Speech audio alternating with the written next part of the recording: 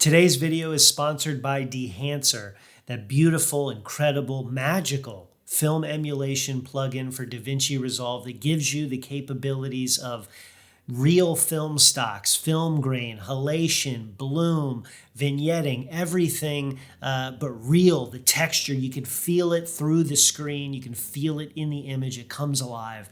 And today we're talking about Dehancer. We're talking about film grain. Let's get into it now. Come on. Come on. We don't.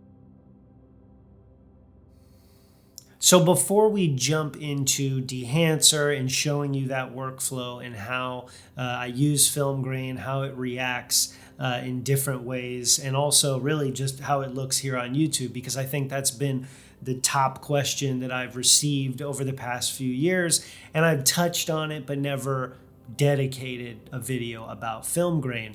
And so for me, traditionally, historically, how film grain has been used in my work has been a lot. I love film grain. I love the way that it looks, the way that it sort of makes your image come to life even more. It creates texture. It creates reality in a surreal environment sometimes, if that makes any sense. And obviously lighting and lenses and cameras and the way you're shooting everything does have a significant impact on using film grain.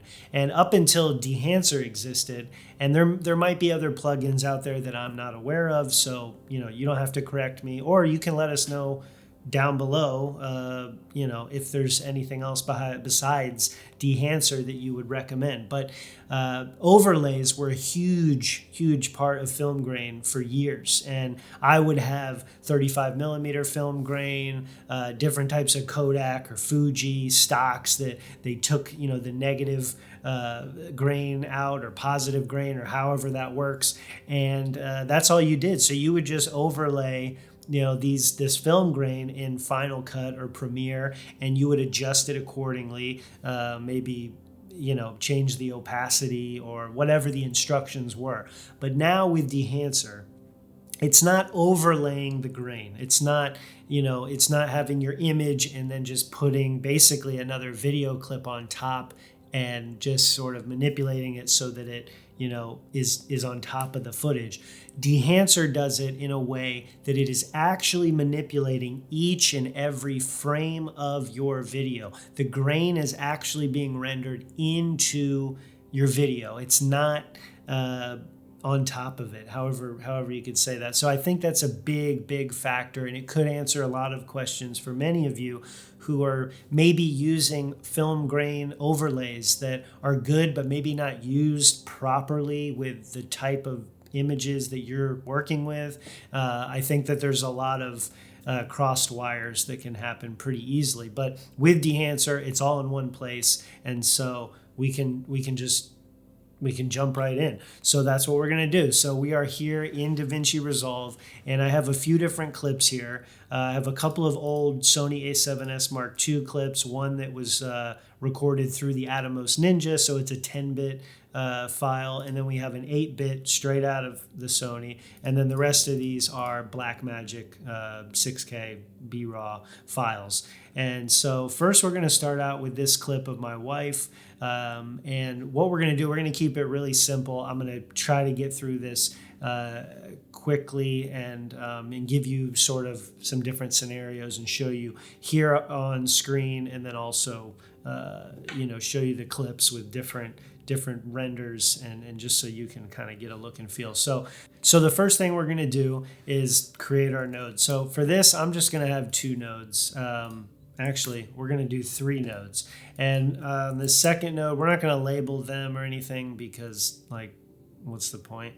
So I'm going to go down here and I'm going to apply Joel Famillaro's neutral LUT. And so, of course, right away, we know what it's going to look like. So it looks amazing right off the get-go, and our levels look pretty good. And we're going to quickly go into here. We're going to add Dehancer to our 3rd node. Okay, so the first thing we're going to do is leave it alone. We're going to leave that neutral LUT.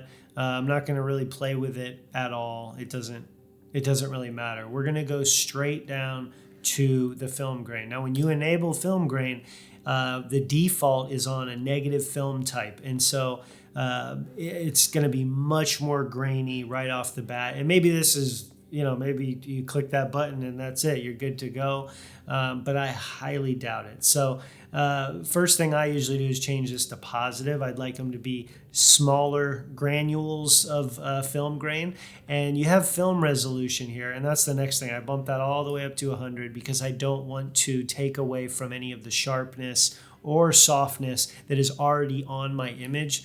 And that's just a creative choice. You could dial it all the way back and get that softer grain film look, but that's just what I'm doing. So I jack that up. I'll leave the amount at 20, that's fine. And I usually bring all these midtones, highlights, I just bring it all down. And there's not really a science to this for me. I just sort of look to see what I like, and then I render it out. And that's it for film grain. As you can see, you change it to a negative film stock, and you can really get carried away and really turn the grain up. And I'm going to show you some examples while we're talking here and going through these clips. I'm going to pop on the screen some of these clips that we're editing and show you 3 or 4 different variations of film grain. And so you can see how it has reacted to that image, especially watching it on YouTube. So that's really what we're talking about here is film grain. So we'll move on to another clip. Okay, so next I chose a clip that was shot on my Sony a7S Mark II 2 or 3 years ago, recorded through the Atomos Ninja 5. So you get that 10-bit color, whatever it is. So I already kind of chose the settings up here. We chose Sony. We don't have an A7S II option, so I just chose the A7R Mark III, S-Log2, S-Gamut, as you can see. I would beg that this is probably not the most accurate Rec 709 out of this camera, but for our purposes, it's going to do just fine. And we can walk through, we can see the scopes down here, and we can sort of mess with exposure. If we want to mess with the tint here, all of this fun stuff. And then we're going to go down and we are going to enable a film stock. So we're going to choose Cine Still Daylight, and you can push and pull it, as you can see. So let's just go ahead and push it all the way. Kind of have that amber golden look. It's irrelevant for our purposes here. Just sort of trying to do something. Then we can mess again with our black point and our white point if we want to. And then we get down to our print options, which probably the most exciting part for me. And you have that 2383 print film option that you can use. We won't do it on this one. Then we have the tonal contrast and color density, which will jack up to bring out that amber color. And then we have some color head, which was kind of used back in the day to adjust actual colors in film when they didn't really have the capabilities like we do now. I'm just using a mouse and sliding things over, as easily as I want to. Now let's get down to the film grain. So we're going to turn film grain on, and right away you could see that negative film grain is, negative stock is very noticeable right off the bat. And we're going to change it to positive, and we'll jack up the amount even on the positive, and you'll see it's still a smaller amount of grain as far as the actual size of the grain.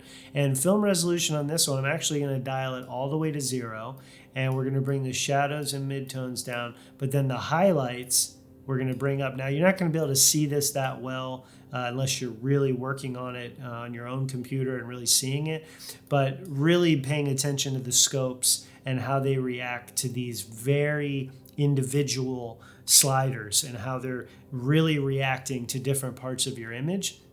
And you can see it a lot easier probably than you can on watching this video. And if I switch it back to negative but with the same settings, you can see it's a crazy amount of grain. And so we're going to leave it like that, and that's it. I mean, obviously we can throw on some halation. I'm not even going to mess with these. I'm just going to enable them, and we'll see what they look like on YouTube. I have no idea. So that's really it for that one. Yeah. Okay, so we have time for just one more walkthrough, and I'm going to quickly go through that. So we have two nodes here, and we're going to apply Dehancer, and we're going to hide those nodes because it's really not important right now. And we go up here, we're going to choose our camera, and of course we already know it's the Blackmagic, we know it's the Pocket 6K, and it was in the Gen 5 color, ISO 400, and there we go. So that's, using this Vision 350, that's what we're going to get. We're not going to use that. No, we don't like that. Let's go with a Fuji. What about Fuji 100? It's like a daylight. Let's go with that. All right, so we're going to go with Fuji Color 100, and now we're really going to push and pull this image. I'm really going to fight this image, and so you tell me what you think and what it looks like here. We'll even apply the Kodak 2383 print on top. We'll put some more color density in there, and I'm actually, the temperature be a little bit warmer. All right, so again, kind of a surreal look, I guess. And now we're going to go down to film grain, and we'll bring that film resolution, we'll bring it down. And this is really just for you guys to see the differences here with film grain and halation, definitely. And now to the most important part, and that is exporting. When I export, a lot of the times I'm doing all of my color grading workflow in Davinci Resolve, and then I'm doing the bulk of my, finishing in Final Cut Pro. And so when I'm exporting out of Davinci Resolve, I'm exporting it in the highest possible quality that I can. So when you're deciding on all of your export stuff, Apple ProRes 422HQ, I'm rendering everything out in that format.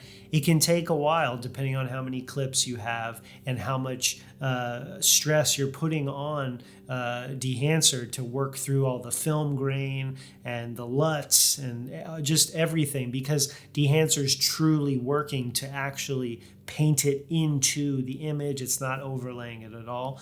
And so it can take longer, but it's worth it because then you're bringing into Final Cut a full 422HQ file. And then I typically render out of Final Cut in that same format. So either 422, 422HQ, 422LT, just depends on how long you want to wait, how big you want your video to be. There's not massive changes in quality when it comes to those different codecs, but that's it. So you render that out, upload it to YouTube, and I can almost guarantee you that you will notice a difference, and you're probably seeing a difference on this video. So with that being said, I hope you enjoyed this video. I hope it gave you a little more insight into film grain and how it is applied using Dehancer. It's a powerful tool. There's a link down below that you can check it out.